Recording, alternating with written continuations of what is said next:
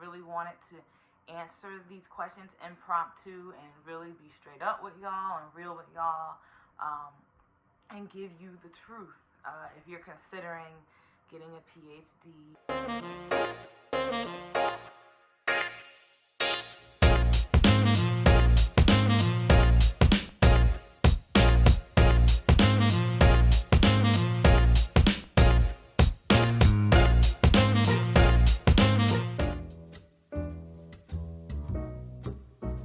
Answering your questions about the PhD process and getting a PhD and all that good stuff.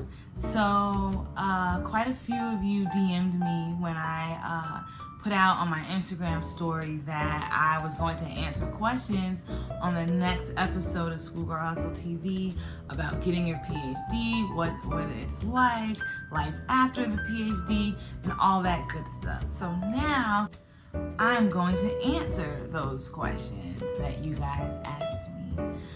So I have them written down on note cards.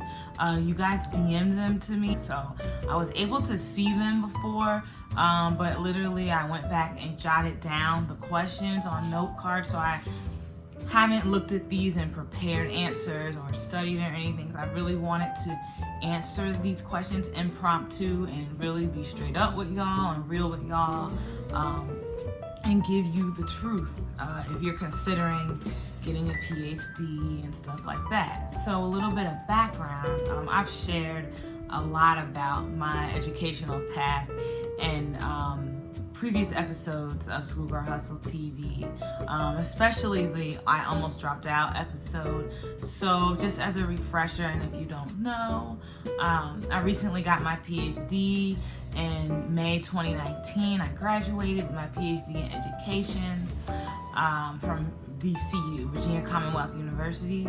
And sometime before that, in 2014, I graduated from UVA with my master's in education. And then way back when, in 2012, I graduated from University of Richmond with my bachelor's in sociology and a minor in Spanish, or technically Latin American and Iberian studies. So I'm a fresh, brand spanking new PhD. I'm here to help you guys with trying to decide if this is the right thing for you, or to help you if you're in the midst of it having trouble, or if maybe you don't know if you're considering it or not, but you're just interested and curious about, learning more of the process and what it was like for me and maybe my perspective and opinions on some things. So let's get to the questions. I'm gonna shuffle them up some, just so it's really random. So the first question is, how much time do you spend on work while getting a PhD? So assuming this means how much time you spend on the actual classwork. Yeah, I'm rereading this again. How much time do you spend on work while getting a PhD? So I would say, it's hard to give a specific number as far as how much time you spend on the coursework. I would say getting a PhD is almost like another job. So I would say maybe 20 to 30 hours a week you'll be spending on PhD stuff, because you have your coursework, which is your classes. You have that. In your coursework, you're writing a lot of papers. Now, I have a PhD in education, so in social science, you're doing a lot of writing. In a STEM field, it might be a little bit different. In the sciences, it might be a little bit different. But in the social sciences, you're going to be writing a lot. You're going to be reading a lot. And I have an episode talking about graduate school in general, and I talk a lot about that writing part. So you spend a significant amount of time writing and a significant amount of time researching. So that's time looking stuff up, reading articles, analyzing articles. Maybe you annotate. Maybe you have to have like a source matrix where you have multiple sources and you're organizing all the content from those sources. So that alone is just the papers. That's quite some time. Then you have your regular coursework or your homework.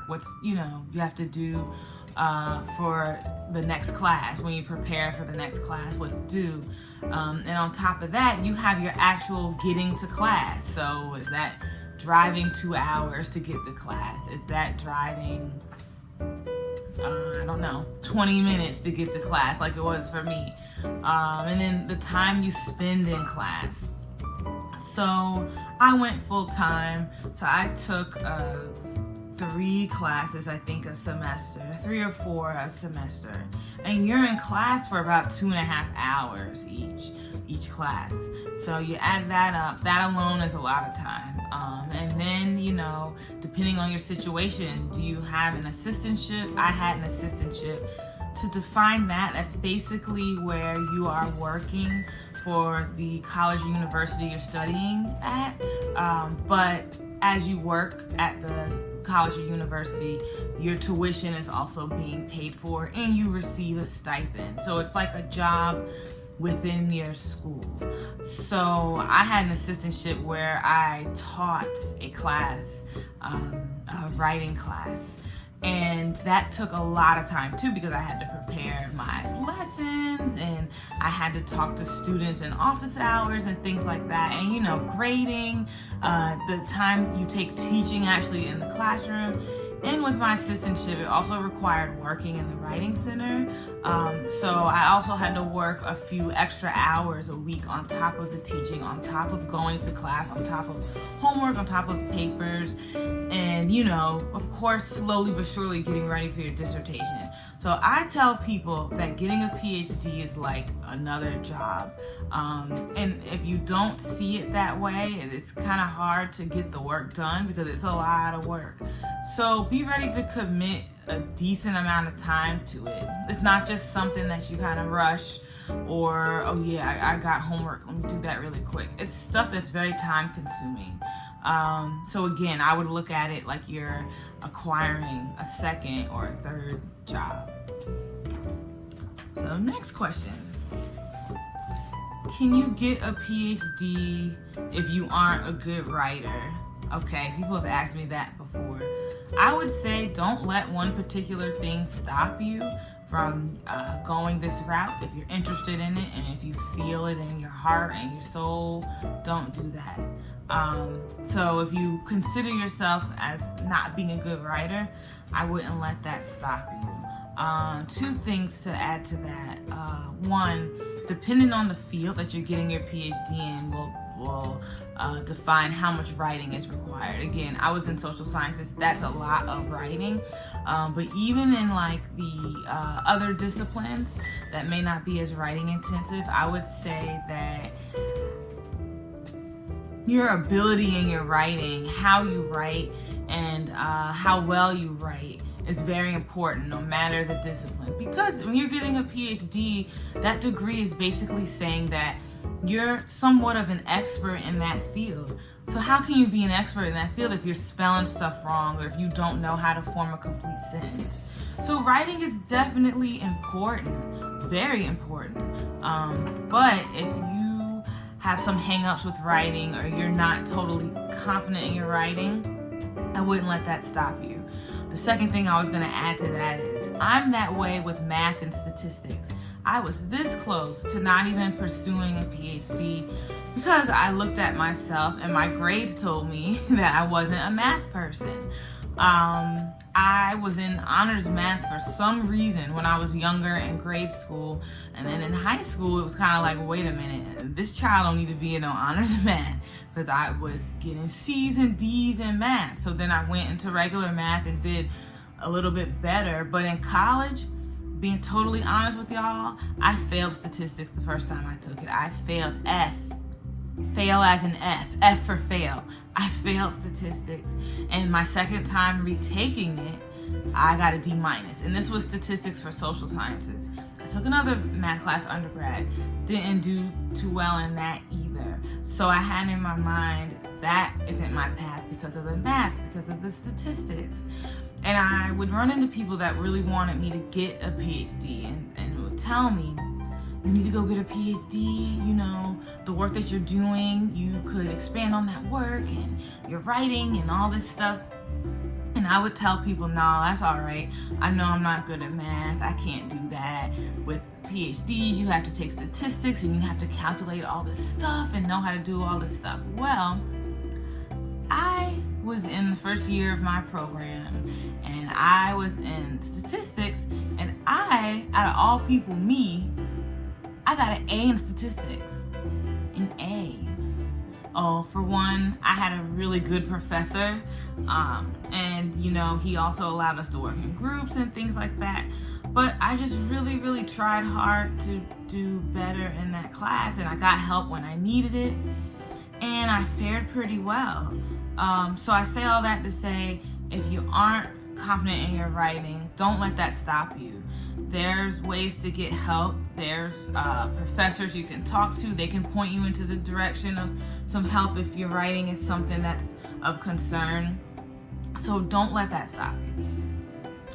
The next question is, why not just stop at a master's degree? That's a good question. I'm not laughing at the question or anything at all. I think that's an excellent question.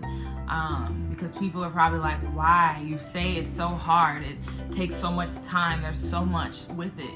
Why do it? So I have a master's in education, and there's nothing wrong with a master's degree. There's nothing wrong with a bachelor's. There's nothing wrong with an associate's. There's nothing wrong with not having a degree, period. So let's just put that out there first and foremost.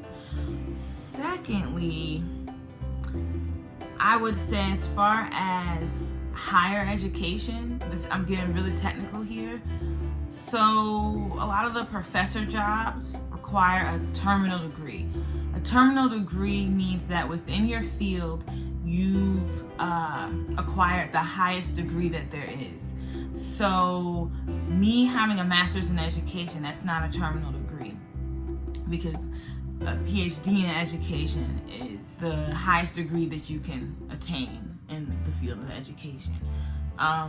So because of that, if I stopped at my master's in education, I wouldn't be able to, teach at a certain level in the academy, in a college or university. With the PhD in education, that's considered a terminal degree. There are other master's degrees that are considered terminal degrees, but in different fields, because different fields work differently. So like a master's in business administration or an MBA, that's considered a terminal degree. A master's in fine arts, an MFA, that's considered a terminal degree. So there's some exceptions, but for education, for my field, the terminal degree was the PhD. So that makes a difference depending on where you want to work, what you want to do.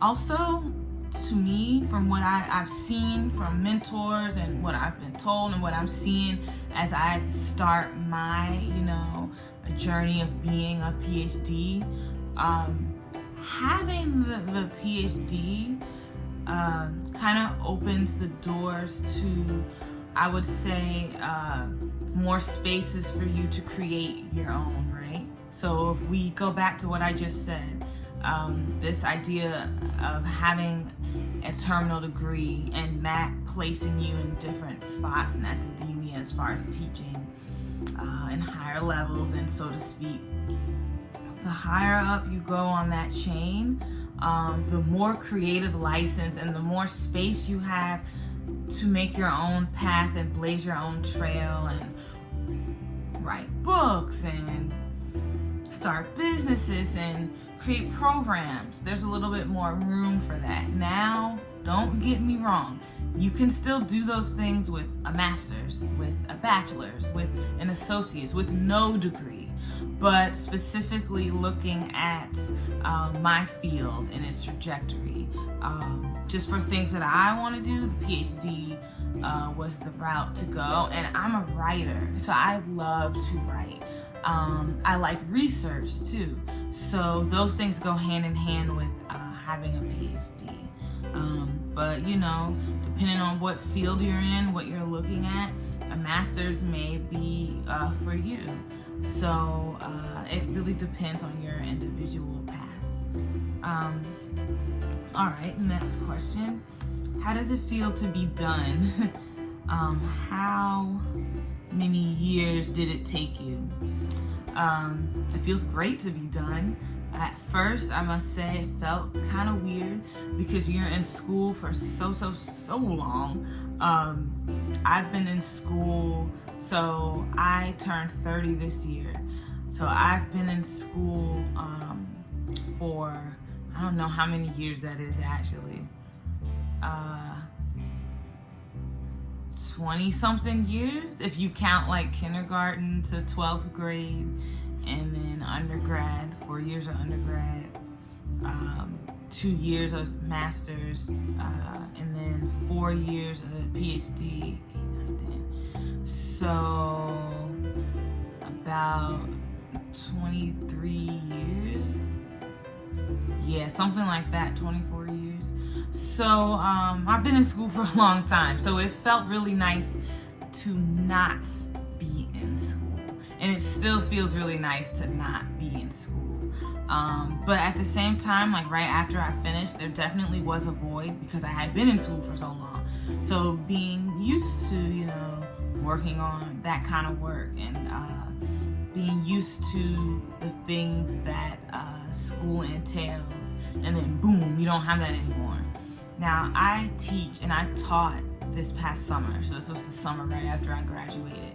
So I didn't really have necessarily a break to really feel like, I have nothing to do. Maybe I had 2 weeks of that, or a week if that. Then I had to teach my class I taught this summer. But it feels good. It definitely feels good. And how many years did it take? So I kind of answered that question. But it took me, I started my program in 2015, August of 2015, and I graduated in May of 2019. So that's about 4 years. That's about how long it took me. And I want to say on average it takes people maybe 4, 5, or 6 years. I went full time. I went full speed ahead. I meant that I was going to finish within a certain amount of years. I didn't want to drag it out. I wanted to just be done. So if you go part-time, it will take a little bit longer depending on how fast you take the classes that you need.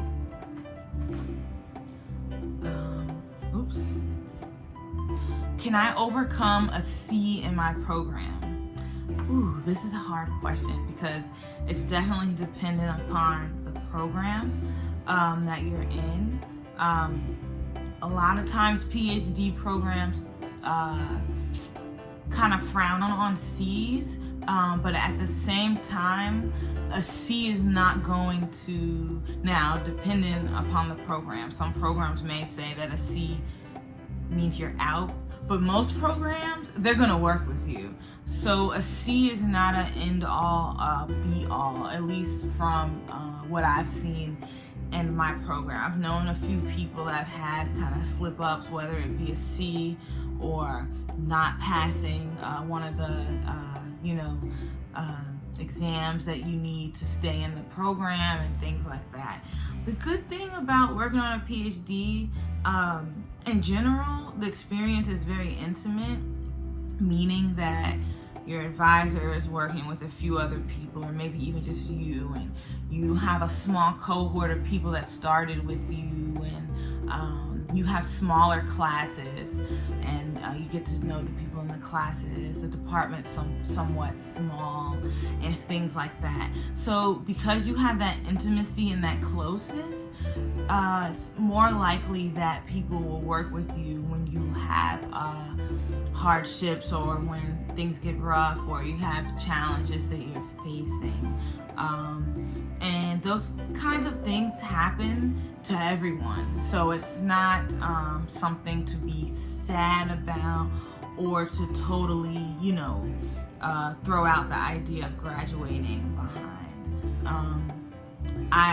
I've had plenty failures in my experience in school, be it the PhD, the master's degree, or the undergrad degree.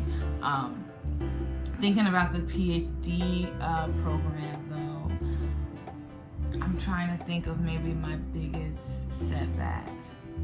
Oh, I did. I got a C actually on an exam, not as a grade, but on an exam in statistics or research methods class. And I did, at that moment, I did think it was the end of the world. I'm not gonna lie to y'all. I felt really bad about it. I felt a lot of imposter syndrome. I felt like I wasn't supposed to be where I was, this, that, and the third. But another thing about having these kind of challenges in a PhD program is that 99.9% of the time, the program has invested in you, whether that is money, whether that is your admittance in the program period, or just wanting you there and having connected you with whoever you're working with in your research, or if you have a GA, a graduate assistantship, and you're working under a professor, that's time, money, etc. invested in you. So you being an investment, they're not going to look at a C and say, oh, get her out of here, or oh no, she doesn't have what it takes. If it is seen as a problem, something's going to happen first before you're out. I've known people to fail their qualifying exam and they were given one more chance to try to do something else in lieu of what they couldn't pass. So I would not worry about your C. I would keep pressing on. Please keep pressing on. Don't get discouraged and keep it moving. Keep it moving, sis. Keep it moving. Let's see. Next question. Oh, we're getting down to the questions now. Only a few left. How do you get one full-time and make money? So one, I would think, means the PhD, a PhD. So how do you get a PhD full-time and make money? Okay, there are a couple answers to this. Answer number one would be to get a GA or a GTA. I had a GTA. That's where you teach and they pay your tuition and they give you a stipend. They pay you a little bit of money. Most of the time it's not great, but it's something to live off of, hopefully. So you either want to get a GTA where you're teaching and doing that, or GA, a graduate assistantship, where you're working under a professor in your department and you're doing research, or you're helping your professor with their research and you're getting paid for it. Either of those, as far as going full-time, is your surefire way of being funded. Number one, everyone wants to be funded. That's your number one goal. So in this scenario with a GA or GTA, you get funded and you get paid. Now your other choices, I guess, would be maybe financial aid, taking out a loan. That's up to your discretion, or figuring out a situation with maybe family or loved ones. When I was getting my PhD, I had just moved back home from going away to get my master's degree. So I lived with my mama, and my mom helped me out, still helps me out to this day with different things. It looks a little different now since I'm married, but she helped me out tremendously when I was getting my degree, because I moved back home and she helped me out, and I thank God for that. Thank God for having a supportive family like that. If you don't have that, I mean, maybe it means figuring out some other kind of situation, or maybe working part-time. Things like that you have to think about. Let's see. Do you think it's okay to take a break from your PhD for a while and start back up again? I think I may take a year off. So I know people have done that, and some of them have come back to the program, some of them haven't. I mean, life is life. You can't predict what's going to happen. And at the same time, what works for some people doesn't work for everyone. Maybe you really need that break. You need a year to breathe and reevaluate things, or maybe you have something else going on in your life that's making it so you need to take a step back. Maybe you're the kind of person that if you pull away even a little bit, you may never go back. And I felt like I was that person, so I've never personally considered taking time off, taking a semester off, because I know how I am, and I know I was really driven to finish it, just go full steam ahead and finish. That's not the best for everyone.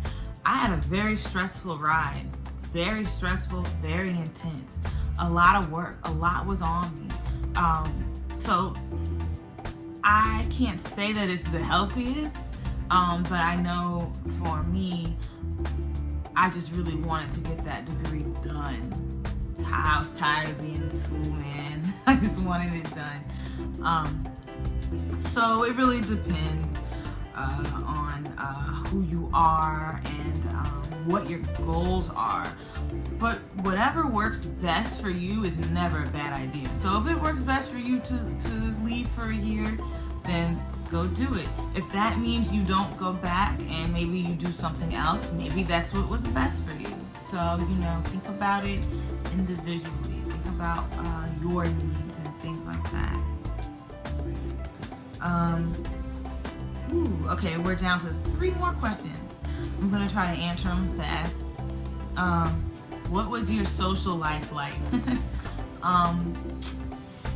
My social life for a lot of that time I was working on my PhD was minimal, but at the same time, a lot of other times it wasn't minimal.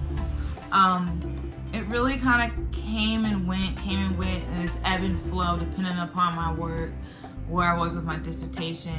I can tell you certain times where I had no social life, and that was preparing for the qualifying exam, preparing for the comps defense, preparing for my dissertation defense, and then in between from comps to the dissertation, writing my dissertation and doing my field work, doing my research and stuff like that.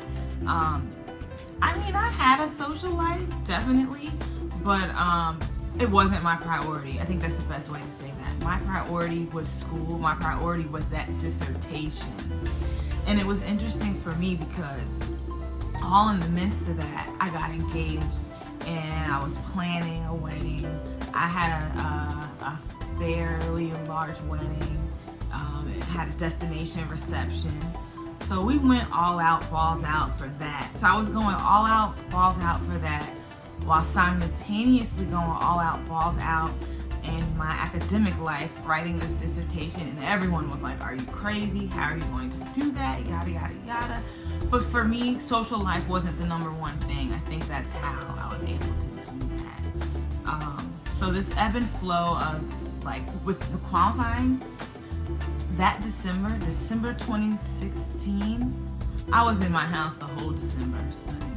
And I don't regret it at all because I needed that to score the way I did on that exam. I did very well on that. And I know me, knowing me, I need to study certain things very hard, stats, math, research methods.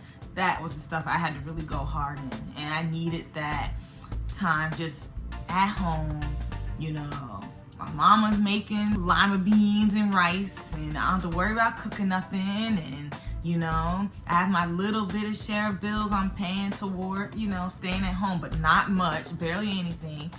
All that straight, I just had to go and study and do my thing. And that's what my family always said. Just do school, just get the degree, just do what you have to do. So that's what I would say about the social life thing. It all depends on what is at the forefront at the moment. Let me see. Do you have any regrets?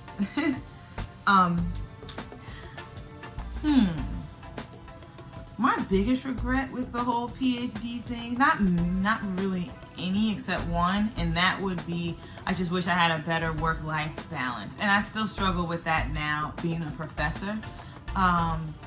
A lot of time, even now, I'm up at 10 o'clock at night trying to finish work, answering emails from students, stuff that I really should have been doing earlier in the day to give myself that time to just be and decompress. And when you don't get that time, I know for me, I get irritable, I don't work as well, I'm not as efficient, and I get bad habits like, eating bad or just snacking mindlessly, things like that. So I do regret my work-life balance because I had a lot of stress. I started grinding my teeth again. I wasn't sleeping the way I should. I remember one time driving home from a 10 o'clock class, and I basically almost fell asleep on the road, driving. So that was a really scary moment for me. I just wish I had better work-life balance as far as, self-care and things like that. It's probably my main regret. And the last question, okay, what's it like applying to a PhD program? Woo, y'all asked some really big questions, but that's great. I'm glad. I'm happy to help anyone with this, with trying to figure out if it's something they want to do. So what's it like applying to a PhD program? Well, when you apply, first of all, when you're looking at schools, looking at programs, you need to look and see if it's something that will fit you. Is it something, does it seem like a place where you want to be? Does it seem like, you'll be taking classes you'll be interested in? Do the professors seem like they may align with the work you're interested in or the work you've already done? So once you've got that figured out, I would say, if it seems like something you want to do, go ahead and apply. So when you apply, you need to have probably 3 letters of recommendation. You probably need to have a personal statement, and you probably need to have a writing sample if they don't ask you to write on a prompt that they give. You may need to submit a paper you've written already. So just to break those down a little bit, those 3 letters of recommendation, you should always have people in the back of your mind that you'll think about reaching out to when you need a letter of recommendation, whether it's a job, whether it's a PhD, whether it's another opportunity. That should be something on lock. And if it's not, try to figure it out just for your own good, even if you're not thinking about getting a PhD. So you'll hit those people up and let them know what's going on, that you're applying for a PhD, and a little bit about the program, and send them whatever information they need. So that's your letters of reference. Then you have your personal statement. Personal statement. I will say this, I'm going to drop some jewels real quick. When you're writing your personal statement, don't just write it about yourself and out of your, experiences and what you want, you. You are writing about yourself, but you need to consider the program you're applying to. So you need to go to the website or talk to someone at the school or program you're applying to. Look at their mission statement. Look at their, some of these schools have like a 10-year plan. Look at all of that stuff. Look at what they want to do. And when you write that personal statement, when you're putting together all your experiences and weaving everything together, you want to pitch it in a way that will fit that mission of that program or fit their objectives or their 10-year plan or whatever. Because they, at the end of the day, are looking for someone to fit into their mold, what they have going on. That's something that a lot of people miss. So you need to do that when you write your personal statement. And then your writing sample, of course, it's something that represents your best writing. So leading up to that, you need to save everything, girlfriend.